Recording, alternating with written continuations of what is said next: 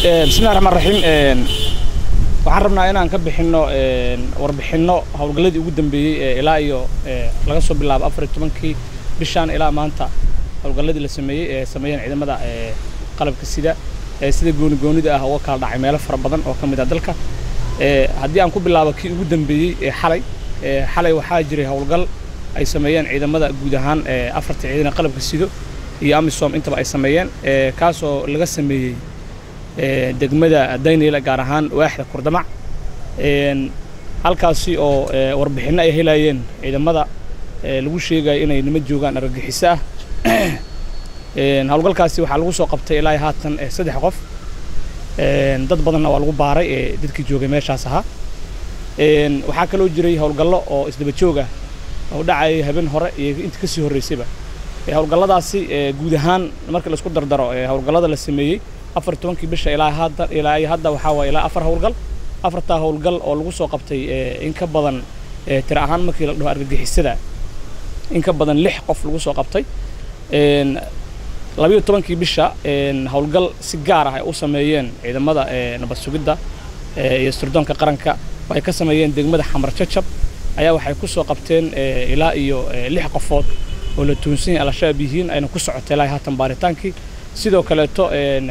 13kii bisha hawlgal ay sameeyeen ciidamada gaarka ah ee u tababaran inay waxaan ku dhahay sida goonida ah ay u qaarsadaan argagixisada ayaa ku sameeyay hawlgal isugu jiray inay si toos ah ay u beegsadaan kadibna la duqeeyo saakow meel ku dhow oo ah duleedka saakow ee degmada waxaan ku dhahay jubbada hoose meeshaas oo lagu dilay 3 sarkaal oo ka tirsan saraakiisha sarsare ee al-shabaab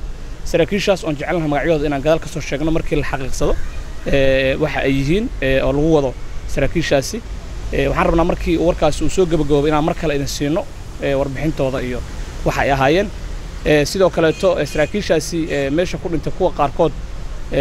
dhaawacyo kuwa ay gaareen baa jiro oo ay soo sheegayaan shacabka marka kuwaasna waan soo sheegi doonaa insha Allah magacyadooda iyo waxa ay yihiin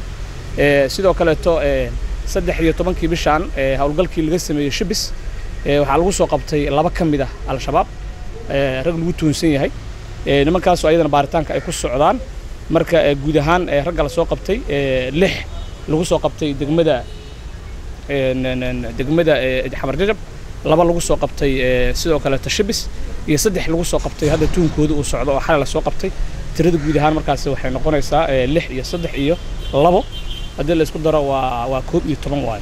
11 kaas ayaa ku socota baaritaanka hawlgaladana way soconayaan argagixisaduna waa ay jabeen aad u mahadsantihiin shukran